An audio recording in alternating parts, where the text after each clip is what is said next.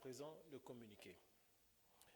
Le mercredi 26 juin 2019, un conseil des ministres est tenu de 10h à 12h35 au palais de la présidence de la République à Abidjan, sous la présidence de son Excellence M. Alassane Ouattara, président de la République et chef de l'État. L'ordre du jour de cette réunion comportait des mesures générales avec des projets de loi et projets de décret, des communications et enfin des points divers. Au chapitre des mesures générales, projet de loi, au titre du ministère de la Justice et des Droits de l'Homme, le Conseil a adopté un projet de loi modifiant la loi du 27 décembre 2018 portant statut des commissaires de justice. Ce projet de loi clarifie certaines dispositions de la loi précitée au fin de lever certaines difficultés pratiques de nature à mettre en péril le processus de fusion et l'esprit de cohésion dans le corps des commissaires de justice. Il précise à cet effet que le droit d'accomplir effectivement l'ensemble des activités prévues à l'article 1 de la loi portant statut des commissaires de justice par les ex-huissiers de justice ou par un ex-commissaire-priseur en exercice est soumis à la condition de produire une attestation officielle de mise à niveau délivrée à l'issue des formations organisées ou approuvées par la commission paritaire. Au titre du ministère de la Justice et des Droits de l'Homme, en liaison avec les ministères concernés, le Conseil a adopté un projet de loi relatif à l'adoption. Le présent projet de loi modifie la procédure actuelle d'adoption en vue de garantir suffisamment les intérêts de l'enfant adopté et de le protéger davantage contre toute forme d'exploitation et de traite des enfants. Ainsi, ce projet de loi met l'accent sur la réalité du consentement des parents et la fiabilité des renseignements socioprofessionnels des adoptants, notamment en matière d'adoption internationale.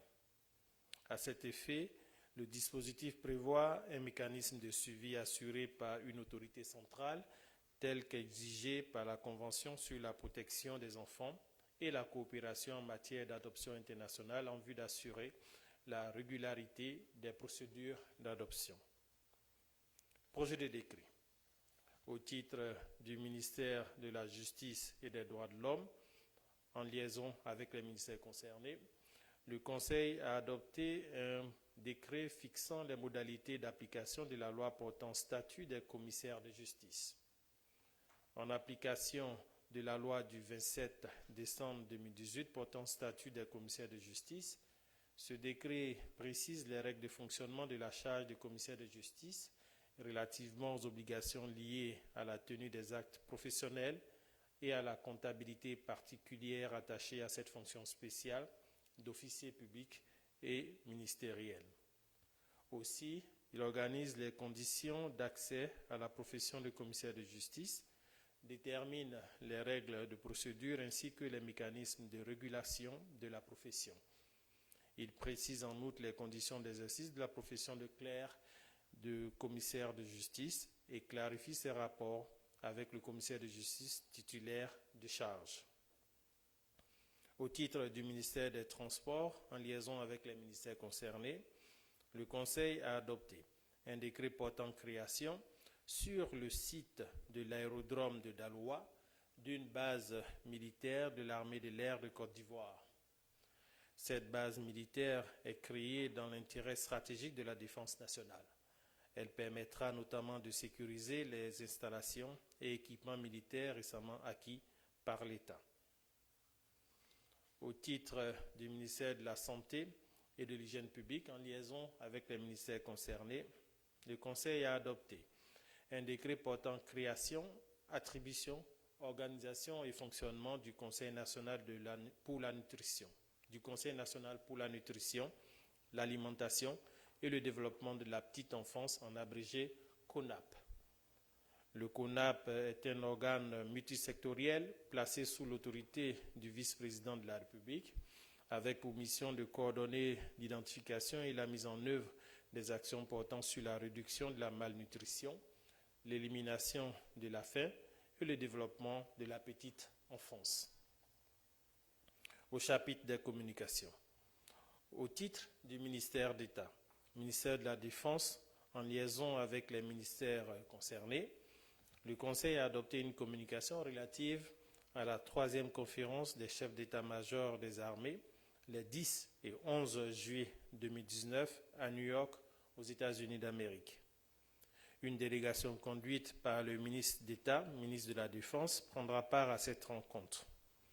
Durant la 3e édition de ces assises, initiée dans le cadre de la revue stratégique du maintien de la paix lancée à l'occasion de la célébration des 70 ans des Nations Unies, les différentes délégations issues de 145 pays membres échangeront sur le renforcement des capacités des unités, le déploiement rapide des troupes francophones et l'augmentation des effectifs des casques bleus féminins dans les opérations de maintien de la paix.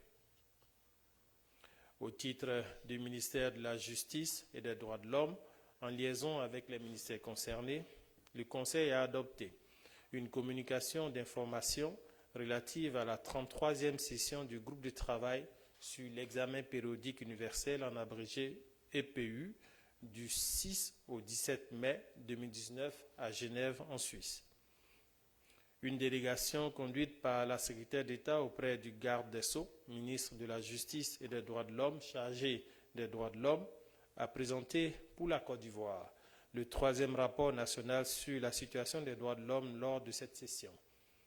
Elle a fait le point sur la mise en œuvre des 181 recommandations endossées par notre pays lors de son précédent passage à l'EPU en avril 2014. À cette occasion, la délégation ivoirienne a mis en relief tous les acquis intervenus depuis 2014, notamment la ratification des instruments internationaux, la mise en conformité du Conseil national des droits de l'homme avec les principes de Paris et de Belgrade, la lutte contre la pauvreté, la protection des enfants et des personnes vulnérables. Suite à cette présentation, les différentes délégations ont félicité notre pays pour les progrès réalisés et l'ont encouragé à poursuivre ses efforts au regard des observations et des nouvelles recommandations formulées. À cet effet, la Côte d'Ivoire assure de sa volonté de poursuivre ses efforts de promotion et de protection des droits de l'homme conformément à ses engagements internationaux. Au titre du ministère de l'intégration africaine et des Ivoiriens de l'extérieur, en liaison avec les ministères concernés, le Conseil a adopté une communication relative à l'organisation de la 3e édition du Forum de la diaspora ivoirienne. La 3e édition du Forum de la diaspora ivoirienne, initialement prévue du 18 au 19 juillet 2019, se tiendra finalement du 15 au 16 juillet 2019 à Abidjan, sous la présidence du Premier ministre, chef du gouvernement. Cette édition, qui a pour thème « Talent et investissement, le rendez-vous de l'emploi et de l'opportunité », portera sur l'examen des conditions de mobilisation de la diaspora ivoirienne pour l'investissement et la mise en œuvre de projets porteurs de croissance. Au titre du ministère du Plan et du Développement, en liaison avec les ministères concernés, le Conseil a adopté une communication relative à la présentation du rapport national volontaire 2019 des objectifs de développement durable, ODD, de la Côte d'Ivoire au Forum politique de haut niveau des Nations Unies sur le développement durable, en abrégé FPHN, à New York, aux États-Unis d'Amérique. La Côte d'Ivoire, au même titre que 50 autres pays volontaires inscrits pour la session 2019, présentera son rapport élaboré avec l'appui technique et financier du système des Nations Unies. Celui-ci est la résultante de la contribution active de toutes les parties prenantes, notamment les ministères sectoriels, les institutions de la République, les partenaires au développement, la société civile et les collectivités décentralisées. Conformément aux prescriptions du FPHN pour la session 2019, le rapport national souligne la mise en œuvre des ODD de façon générale et spécifiquement les 5 ODD retenus cette année, se rapportant globalement à une éducation de qualité, au plein emploi productif, à la réduction des inégalités entre les pays, à la lutte contre le changement climatique et à la promotion de sociétés pacifiques et ouvertes. À l'occasion de la présentation de ce rapport, la Côte d'Ivoire fera le point des efforts techniques et financiers engagés par le gouvernement et les progrès économiques et sociaux réalisés par le pays pour atteindre les ODD à l'horizon 2030. Au titre du ministère du Plan et du Développement, en liaison avec les ministères concernés, le Conseil a adopté une communication d'information relative à la mission conduite par Madame le ministre du Plan et du Développement à Malabo, en Guinée équatoriale, du 11 au 14 juin 2019, dans le cadre de la 54e Assemblée annuelle du Conseil des gouverneurs de la BAD et de la 45e Assemblée annuelle du Conseil des gouverneurs du Fonds africain de développement, en abrégé FAD. Une délégation conduite par la ministre du Plan et du Développement, gouverneur de la BAD pour la Côte d'Ivoire, en liaison avec le ministre de l'Économie et des Finances, gouverneur suppléant, a pris part aux différents travaux qui se sont déroulés autour du thème « L'intégration régionale pour la prospérité économique de l'Afrique ». Ces assemblées annuelles de la BAD ont mis en évidence l'importance de l'intégration régionale en matière de coopération commerciale et économique, ainsi que la nécessité de développer des chaînes d'approvisionnement transfrontalières pour soutenir la croissance économique de l'Afrique. À l'issue des travaux, notre compatriote, le ministre d'État Moussa Dosso, a été nommé en qualité d'administrateur de la BAD pour la Côte d'Ivoire, la Guinée équatoriale et la Guinée pour une durée de 3 ans. Aussi, le Conseil des gouverneurs de la BAD a répondu favorablement à la requête de la Côte d'Ivoire en acceptant d'organiser les prochaines assemblées annuelles qui se tiendront du 25 au 29 mai 2020 à Abidjan. Mesdames et messieurs, au titre des divers, nous n'avons pas de divers. Cela dit, nous allons certainement aborder directement le chapitre des questions. Si vous avez des questions sur le compte-rendu que nous venons de faire, nous allons les prendre.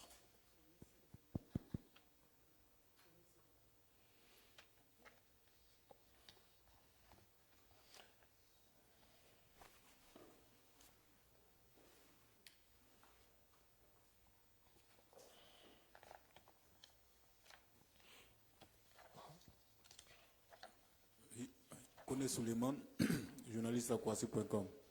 Monsieur le ministre, par rapport à l'adoption des enfants, je voulais savoir, est-ce que les enfants des pouponniers sont concernés? Par rapport à l'adoption? Oui. Les enfants des pouponniers sont concernés? Oui, tous les enfants sont concernés. Tant que... Vous avez parlé d'autorisation parentale. Non, écoutez, si vous permettez, je vais peut-être vous faire une situation, vous donner l'occasion, effectivement, de revenir sur le sujet, le projet de loi relatif à l'adoption. Vous vous souviendrez, enfin pour ceux qui le peuvent, que l'adoption en Côte d'Ivoire a été très tôt réglementée par une loi prise en 1964, le 7 octobre 1964. Et depuis cette loi, il y a eu quelques modifications. Celle de 1983 et celle de 1983 avec pour ambition de protéger l'enfant adopté, mais aussi de garantir les conditions d'encadrement de l'adoption. Bon, en dépit de toutes ces différentes initiatives, le contexte réglementaire restait tout à fait insuffisant et souvent inadapté. Donc, à titre d'illustration, vous aviez souvent des problèmes par rapport à le profil de ceux qui adoptaient, mais aussi le traitement, l'objectif de l'adoption qui était souvent dévoyé. Et c'est ce que le projet de loi que nous venons de relever vient corriger. En l'occurrence, dans le cadre de ce projet de loi, nous avons de nombreuses innovations portant sur la réorganisation du dispositif légal. Entre autres points, vous avez désormais la réaffirmation du caractère judiciaire de l'adoption.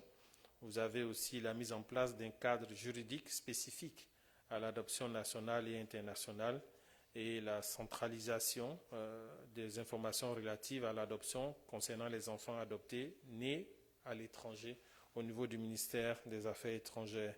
Et relativement justement à ce cadre juridique spécifique à l'adoption nationale, c'est qu'il y aura dorénavant un organe qui sera créé auprès du ministère de l'Enfant qui va gérer toutes ces problématiques relatives à l'adoption. Un autre point d'innovation concernant ce projet de loi porte sur une meilleure prise en compte de l'intérêt supérieur de l'enfant, comme je l'ai dit tantôt, avec la précision apportée sur l'objet de l'adoption dans le cadre de cette loi et l'affirmation de l'égalité de droits entre l'enfant adopté et celui lié à l'adoptant par la filiation de sang.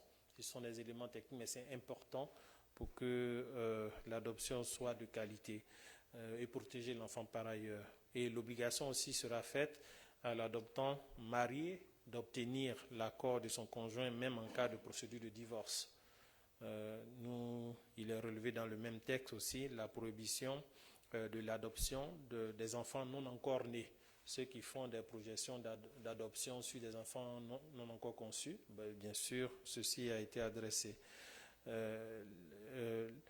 L'extension de la compétence de l'autorité à faire une enquête sociale dans les milieux de vie des adoptants pour voir, apprécier leur moralité, mais aussi de l'adopter pour en apprécier tout le contexte et pour leur meilleure intégration.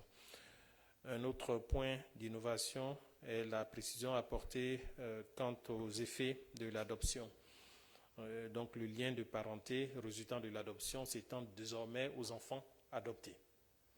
Le dernier point d'innovation est que dorénavant, l'adoption internationale s'en trouve réglementée. Donc ce sont autant d'évolutions qui nous permettent d'adresser les quelques insuffisances constatées dans l'opérationnalisation de la loi de 1964 par ailleurs. Donc tous ceux qui sont en situation d'être adoptés ou probablement adoptables sont concernés, y compris les enfants des pouponnières.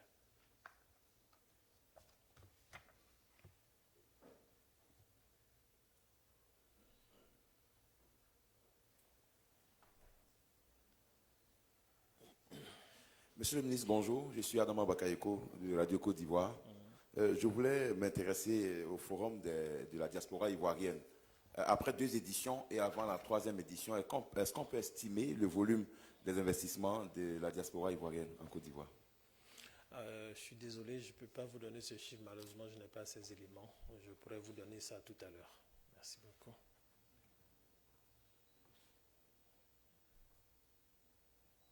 D'autres questions sur le Conseil?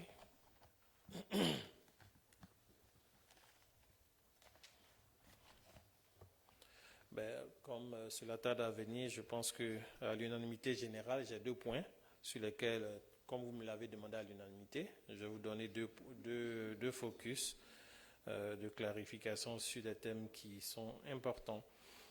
J'ai tantôt parlé dans ma présentation de la participation de la Côte d'Ivoire à la 33e session du groupe de travail sur l'examen périodique universel, EPU, à Genève. Ce fut une très belle occasion de présenter les avancées de la Côte d'Ivoire en matière de gestion des droits de l'homme en Côte d'Ivoire. C'est un examen, un exercice périodique auquel la Côte d'Ivoire a souscrit, de sorte que, comme cela a été dit en 2014, il y avait près de 181 recommandations qui avaient été endossées, sur lesquelles la Côte d'Ivoire devait faire des améliorations. Et donc cette présentation a permis, en tout cas la présence de la Côte d'Ivoire à Genève a permis d'adresser des acquis intervenus depuis 2014, en l'occurrence l'adoption d'une nouvelle constitution, qui était un point d'avancement important que l'examen périodique attendait, la ratification des instruments internationaux dont je parlais, la mise en conformité de la législation nationale avec ces instruments internationaux, l'administration de la justice et les procès équitables, ce sont des choses qui ont été adressées, la bonne gouvernance, la réconciliation nationale, les élections, la mise en conformité du Conseil national des droits de l'homme avec les principes de Paris et de Belgrade, la lutte contre la pauvreté, l'éducation de qualité, la santé pour tous, l'accès à l'eau potable pour tous, ce sont les éléments de droit de l'homme qu'il faut pouvoir accomplir, l'autonomisation des femmes et l'égalité du genre, la promotion des droits de l'enfant, la protection des droits des personnes vulnérables. Il faut relever qu'à l'issue de toute cette présentation, la Côte d'Ivoire a été félicitée, j'insiste très bien, par toutes les délégations présentes. Et d'ailleurs, le président Alassane Ouattara a été, relevé dans sa qualité par rapport à son leadership dans la lutte contre l'apatridie. Ceci est un point important à adresser. Bien sûr, comme c'est une revue, de nouvelles recommandations ont été faites à la Côte d'Ivoire. Certaines ont été acceptées, certaines ont été rejetées. Mais le tout étant que à chaque rendez-vous, date de rendez-vous, nous puissions attester des avancées en matière de droits de l'homme en Côte d'Ivoire. Donc ceci est le deuxième point que je voulais porter à votre attention. L'autre point et le dernier point que vous avez demandé que je présente, il s'agit du rapport national volontaire 2019 sur les objectifs de développement durable, ODD. C'est assez important qu'on adresse ce sujet parce que vous savez que de façon transversale, différents pays dans leur développement ont des objectifs de développement. Nous avons le PND, d'autres pays ont des initiatives de prospective de développement avec différents noms. Mais du point de vue des Nations Unies, leur cadre prospectif s'appelle l'ODD. Et chacun des pays essaie de converger vers ce cadre spécifique. En ce qui concerne l'Afrique, vous avez l'agenda 2063, qui est aussi un cadre structurel, mais tout cela concourt à faire évoluer les droits des hommes, les droits des citoyens, dans ce que nous appelons le développement durable. Et donc, la Côte d'Ivoire a sollicité, comme je l'ai dit dans mon exposé, et obtenu son inscription dans la liste des pays qui présenteront un rapport au cours du forum de New York. Et donc, ainsi, il y aura les 5 ODD retenus pour être présentés au cours de ce forum portent sur l'ODD 4, l'ODD 8, l'ODD 10, l'ODD 13 et l'ODD 16. En l'occurrence, l'ODD 4 porte sur l'éducation, et l'ODD 8 porte sur l'emploi, l'ODD 10 porte sur les inégalités, le 13 sur les changements climatiques et puis le 16 sur une société pacifique et ouverte. Ce sur quoi j'aimerais pouvoir insister, c'est que il y a été les différents ODD. La Côte d'Ivoire est en ligne sur les projections en termes de mise en œuvre des ODD pour l'objectif 2030. Et c'est à cet effet que nous pouvons relater quelques points importants sur l'augmentation de la richesse créée au cours de la période 2012-2018, près de 7% en moyenne l'an. C'est ce qu'on appelle le PIB, dont tout le monde a entendu parler depuis le 2012 à 2018. Vous avez aussi l'amélioration sensible des conditions de vie des populations, marquée par une hausse de l'indice du développement humain qui est passé de 0,452 en 2013 à 0,474 en 2016. Précisément sur ce point, des enquêtes sont en cours pour faire une harmonisation parce que nous avons la conviction, avec des indicateurs de qualité, de pouvoir observer une plus grande amélioration de cet indice. Cette harmonisation des indicateurs est en cours actuellement avec la communauté de la CEDEAO pour nous permettre d'avoir une meilleure appréciation de ces indicateurs. Vous avez aussi, sur les points de progrès, l'élargissement de la couverture maladie universelle qui est en voie de passer de 5% à 17% d'ici la fin de l'année 2019. Le taux d'achèvement au primaire qui a été le taux d'achèvement au primaire qui a progressé globalement de 63,9% à 80,5% en 2014 à 2018. L'amélioration du niveau de représentativité des femmes à l'Assemblée nationale au cours de la période 2017 à 2021 qui a atteint 11,83% des sièges contre 10,59% concernant la législature précédente 2011-2016. et la proportion des ménages utilisant une source améliorée d'eau potable qui a atteint 80,7%. Le taux d'accès à l'électricité qui est passé, lui, de 78% en 2016 à 80% en fin 2017, correspondant en réalité à 8 personnes sur 10 qui vivent dans des localités reliées au réseau électrique. Et enfin, l'amélioration de la protection, de la gestion de l'environnement et des ressources naturelles par l'adoption de mesures et politiques respectueuses de l'environnement. Donc, ce sont des bons points pour la Côte d'Ivoire qu'il était important de relever. Merci de votre intérêt. Les questions diverses maintenant. Oui, sur le conseil, allez-y, je vous en prie. Bonjour, Monsieur le ministre. Mohamed Lamine de AFP. J'ai une question concernant la base militaire dont vous avez annoncé la création à Daloa. Donc, j'aimerais que vous nous donniez un peu d'informations sur éventuellement la superficie, le nombre de soldats qui sera déployé et éventuellement aussi la mission qui sera assignée à cette base militaire. Merci.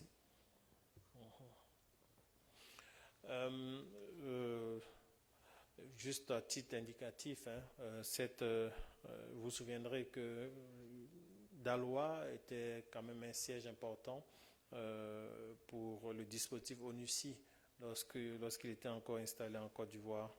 Donc nous allons utiliser les infrastructures de ce dispositif ONUCI qui existe par ailleurs. Donc il y aura une relocalisation de la base aérienne qui existe d'ailleurs à Bouaké sur Daloa, dans un environnement, celui de Daloa j'entends, qui permet aux différentes opérations d'être déployées rapidement sur tous les différents théâtres nécessaires. Donc maintenant, quant à savoir la superficie, ce sont des bases qui existent par ailleurs, donc je n'ai pas les éléments techniques sur place. Voilà. Merci beaucoup. Oui, les questions diverses, s'il vous plaît. Merci. Catherine de Bloomberg, j'ai deux questions. Oui. C'est la